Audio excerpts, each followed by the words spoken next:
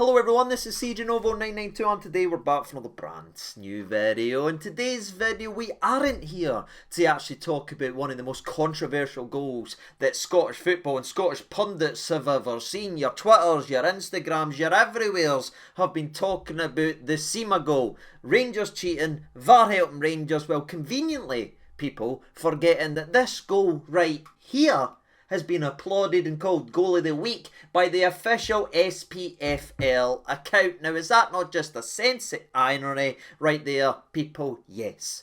Yes, it is. No one said anything about that goal, but they've spent all week talking about Sima. So, we're not actually here to talk about that, people, because what's the point? You know what I mean? The pundits that's been slamming Rangers Football Club and calling Sima a cheat, calling us a cheat, were very silent when that was winning goal of the month, for being nominated for goal of the month. Instead, we're actually here to talk about Rangers and Aberdeen, as there's a game upon the horizon, and it's another game we need to build upon from what we just done versus Livy. Now, I'll be honest, I didn't have that intro planned there. Now I need to go and find that Motherwell goal, but it's just been funny and ironic to see these moon owlers trotted out once again to sit and try and slam this football club out, conveniently forgetting and ignoring other incidences that they've applauded their own pundits that's called this cheating, or called Sima a cheat, called Rangers a cheat. We're applauding that and calling it a fantastic goal. It's funny, old Scottish football in its way. But of course, we're not here to get lost in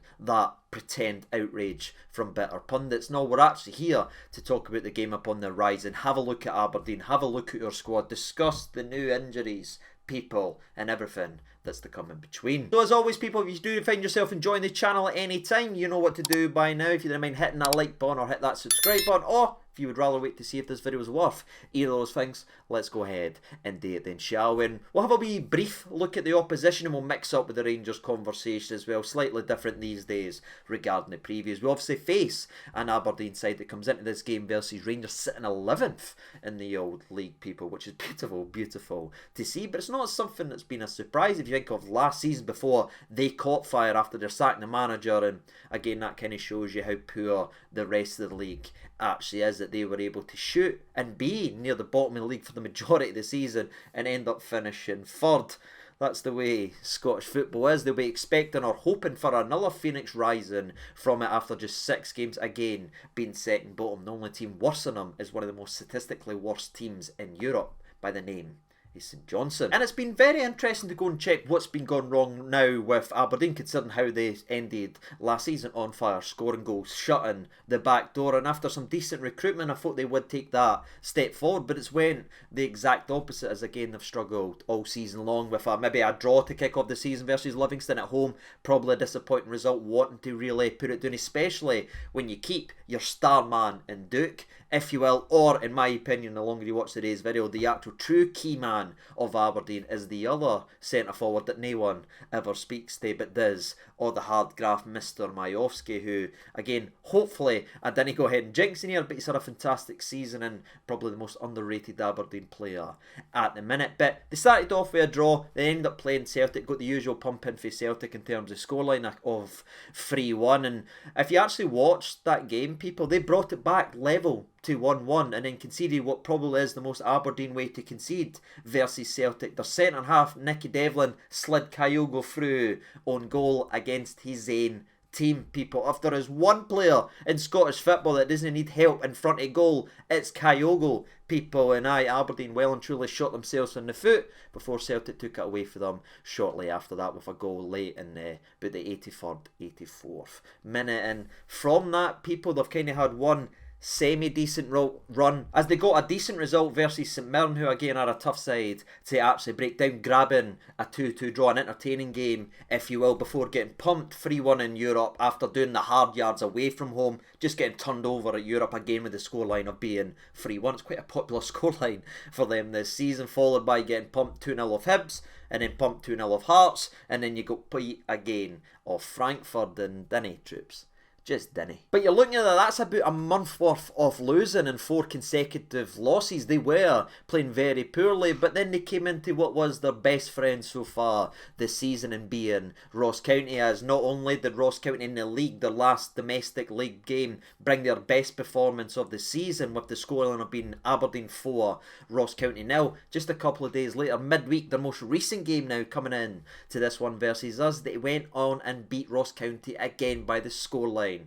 of 2-1. So aye, if you take Ross County away, it's been an almost embarrassingly bad start of the season for Aberdeen. However, they have got a wee bit of buoyancy and a bit more of a bounce after the back-to-back good performances that saw them not only win in the league, get some vital points, get score some vital goals, start clawing back that goal difference, but also reaching the cup semi-final. And this is usually the part where people talk about Aberdeen and they go ahead and talk about Duke, because again he is leading the team in terms of assists, but it is just 2. He was the big one that everyone was wondering, would they be able to keep him? Should he come to Rangers? Should he go here? Should he go there? And I do understand he is a very talented player and he will be one of the trickiest players to stop. He falls all the time, wins so many key fouls, dives for penalties. You just never know what's a penalty or what's not a penalty regarding the lad. He is a very, very talented footballer. But again, for me, the hype behind Duke completely overshadows their actual craftsman, Mr. Majowski, who actually has 4 goals, 1 assist in his opening 6 SPFL league games this season. People, 5 goal contributions in 6 league matches, and it's not just that. If you look at his overall season so far coming up against Rangers, he's actually got 9 goal contributions in 11 games, including 2 goals in 2 Europa League qualifiers. The man, if you give him a half chance, has been battering the ball into the back of the net. And when you look at this Rangers defence, Davies and Goldson and everything like that, what they've built, 4 wins, 4 clean sheets coming into this one. For me, this will be their biggest test, because again, it doesn't need 3 or 4 chances to put the ball into the back of net. The statistics are out there. It just requires the 1 half chance, and he's been battering it into the back of net. So aye, the partnership that we've been applauding over the last 4 games will face its probably toughest test in terms of domestic football. Real Betis, a bit of a step up, but you know what I mean, domestic action, the bread and butter. This is about as best as it gets in terms of domestic football when you take Celtic off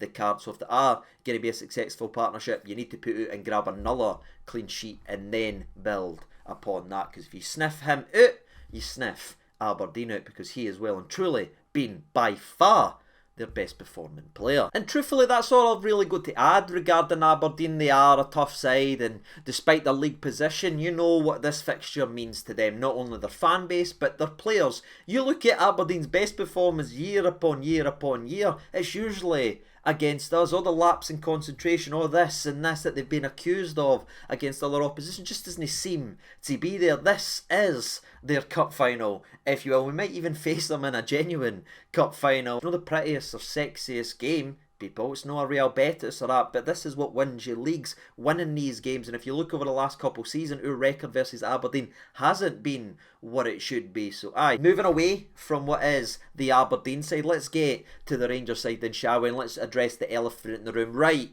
off the bat, because everyone wants to talk about it. Yes, Kamal Roof is going to be missing this game of football as he's away for a scan. And honestly, man, the guy just can't catch a break. We can't catch a break. For me, he's still out and out the best overall striker in Scotland, bringing in play doing this when he's able to get consistent game time. He just can't get consistent game time, and I'm crossing everything, people, that it's nothing serious, but all we know right now is he's away for a scan, and Michael Beale's hopeful that it's more short term than long term from what is a very, very talented forward. But call me cynical if you want, people, I've just got a bad feeling about this, you know. I mean, the guy's been scanned more than Margot Robbie's Instagram page for me, people. And aye, fingers crossed the big man's alright, fingers crossed he gets in. But when I tell you that is a massive loss to what already is a misfiring, struggling offensive line, if you will, or attacking. Yeah, I've just been watching NFL before I've came here. Watch the Lions-Packers game if anyone's actually interested. But in terms of an attacking outlet, we have been struggling,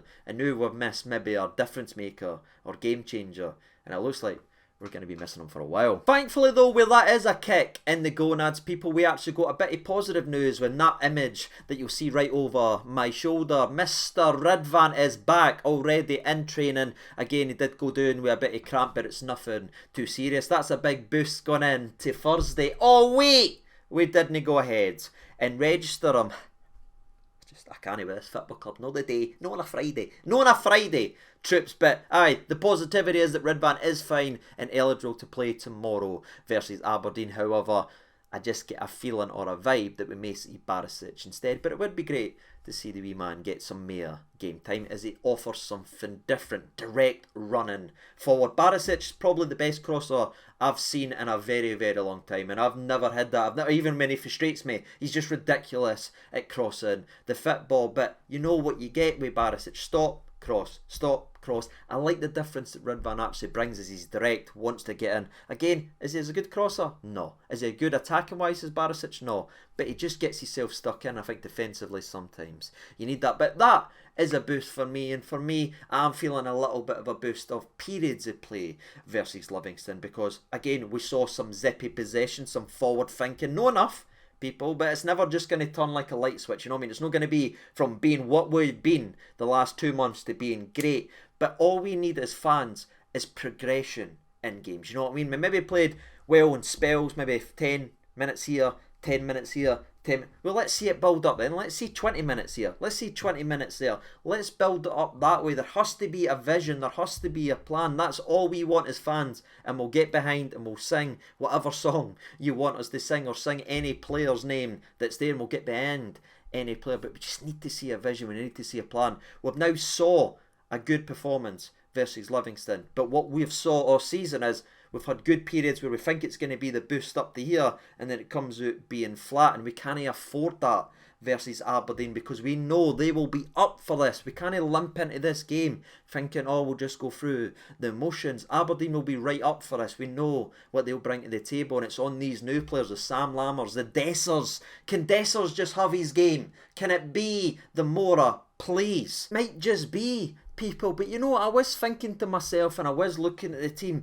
and I feel like maybe we're being overly critical, or maybe we're not using Sam Lammers properly. Maybe playing Sam Lammers as the 9, then having pieces around him might bring us some success, because Aberdeen's really struggled with someone that's been able to bring people into play and play off them. Just look at their European results, how they've pinned that back line back and played through them with ease. The likes of Dessers has certainly got the physicality, but he's not firing in all cylinders. Maybe, just maybe, put pace either side of Lammers, not playing Lammers out of position for someone else who's now performing. It's going to be a big call for Michael Beale, or we'll really see the handbrake took off and maybe see Lammers in behind Dessers with people either side of him. I just didn't want to see Sam Lammers wasted on the wing. I would love to see him given an opportunity to play the position he genuinely plays, either just behind the striker with the ability to go out and link up play if he wants all day long, but keep him centrally, put him in and around the box, and see if he could take advantage of what is